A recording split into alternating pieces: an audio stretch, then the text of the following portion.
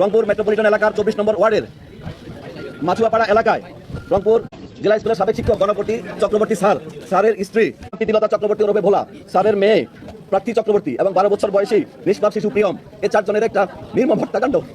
আজকে আপনাকে আমি বলতে পারি, আমার ছোট সন্তানটার বয়সী এই প্রিয়ম। গণপতি চক্রবর্তী স্যার ছিলেন একটা সম্মানিত লোক। ওনার ফ্যামিলি ছিল, কারোর সাথে কোনো কলহ বিবাদ কিছু ছিল না। পার্শ্ববর্তী যে বাসাটা উনি এখানে বাড়ি করেছেন, পার্শ্ববর্তী বাসার উপর দিয়ে দুজন খুনি, তাদের নাম মুগ্ধ দাস, আরেকজনের নাম সিদ্ধার্থ। মুগ্ধ দাস এবং সিদ্ধার্থ পাশের বিল্ডিংয়ের উপর দিয়ে ওনাদের ছাদে আসে। ছাদে এসে, এটা বৃহস্পতিবার দিবাগত শেষ রাতে, তারা দুজন সম্পর্কে মামাতো ভাই। ছাদে এসে ওই ছাদে বসে তারা নেশা করে, ইয়াবা সেবন করে। ইয়াবা সেবন করাকালীন গণপতি স্যার, আমাদের ভিকটিম গণপতি চক্রবর্তী স্যার যখন উপরে সাউন্ড শুনে তিনি উপরে যান। খালি গায়ে ছিলেন, কাঁধে একটা গামছা ছিল।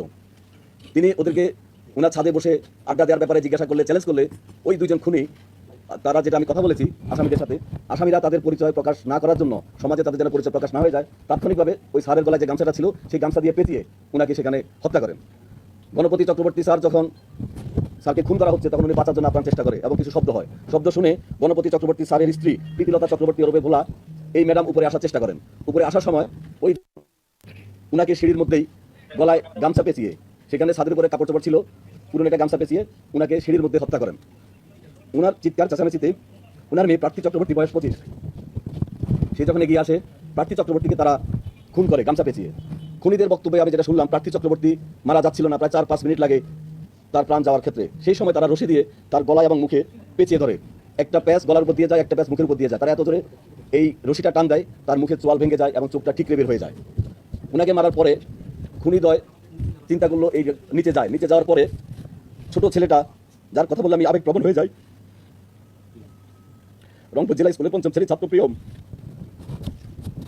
আমার ছেলের বয়সী, সেই প্রিয়মকে তারা গলায় কাপড় পেঁচিয়ে হত্যা করে এবং এক পর্যায়ে একটা বালিশ চাপা দিয়ে হত্যা করে।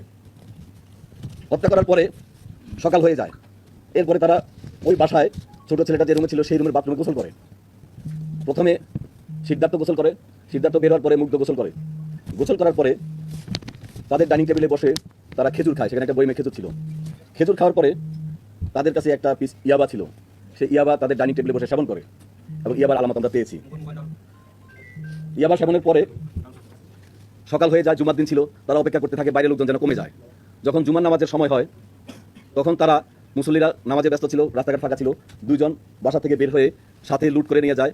এর মধ্যে সিদ্ধার্থ, সে একটা স্বর্ণের দোকানের কারিগর, পিকে পাল জুয়েলার্সে 8 বছর যাবৎ স্বর্ণের কাজ করে। কাজে সে কোনটা স্বর্ণ কোনটা ইমিটেশন সে চিনে এবং একটা চুড়ি সে আগুন দিয়ে পরীক্ষা করে। আমরা যখন কালকে আলামতটা পেলাম যে একটা চুড়িকে স্বর্ণের চুড়ি কিনা পরীক্ষা করার জন্য আগুন দিয়ে টেস্ট করা হয়েছিল, তখন আমরা অনুমান করেছিলাম স্বর্ণের কাজে অভিজ্ঞ হয়তো কেউ থাকতে পারে। আমাদের সেই অনুমানটা সঠিক হয়, সিদ্ধার্থ স্বর্ণের কাজে অভিজ্ঞ। তারপরে তারা এই ঘটনাকে ডাকাতি বলে যেন পুলিশ মনে করে, সেজন্য তারা ইচ্ছাকৃতভাবে জিনিসপত্র এলোমেলো করে, অর্থাৎ তদন্তকে ভিন্ন খাতে প্রভাবিত করার জন্য ইচ্ছাকৃতভাবে এটা করে। দুপুরের দিকে তারা এখান থেকে বের হয়ে যায়। বের হয়ে যাওয়ার আগে সেই বাসায় 2টা ফোন ছিল, ফোনগুলো তারা ডিটারজেন্ট দিয়ে বালতিতে ভিজিয়ে রাখে। ফোনে যেন কোনো ফিঙ্গারপ্রিন্ট না থাকে, তারা বলেছে তাদের স্বীকারোক্তি অনুযায়ী ফিঙ্গারপ্রিন্ট যেন না থাকে, সেই উদ্দেশ্যে তারা এটা পানিতে ভিজিয়ে রাখে। তারপরে তারা যাওয়ার সময় এই যে আমরা কিছু স্বর্ণ অলংকার ওদের দেখানোর মতো উদ্ধার করেছি, এগুলো তারা নিয়ে যায়। নিয়ে ওরা মন্দিরের পিছনে একটা পরিত্যক্ত বাড়ির পরিত্যক্ত জায়গায় সেখানে রেখে দেয়। তাদের দেখানো মতে আজকে এই আলামতগুলো জব্দ করা হয়। মুগ্ধের মামাতো ভাইয়ের ছেলে সিদ্ধার্থ, অর্থাৎ তারা দুজনে আত্মীয়। আর এই ঘটনা ঘটানোর আগে তারা একটা বাসায় বসে ইয়াবা সেবন করে, সেটা হলো সীমান্তের বাসায়। সীমান্ত খুনের সাথে ছিল না, কিন্তু সীমান্তের বাসায় তারা বসে ইয়াবা সেবন করে। ইয়াবা সেবন করার পরে তারা এই বাসার ছাদে এসে সেবন করে। মুগ্ধ সিটি বাজারে মাছের দোকানে কাজ করে, রামনাথের মাছের দোকানে। মুগ্ধের বাসার সামনে খুশি ওরফে প্রশান্ত নামক ইয়াবা ব্যবসায়ীর নাম পাওয়া গেছে, যে ইয়াবা ব্যবসা করে এবং তার থেকে ইয়াবা কিনে নেয়। প্রতি পিস 350 টাকা ধরে তারা ইয়াবা কিনে এবং যে বিল্ডিংটার উপর দিয়ে তারা ওখানে যাওয়া আসা করে, সেই বিল্ডিংগুলো দেবুদের বিল্ডিংয়ের উপর দিয়ে যাওয়া আসা করে।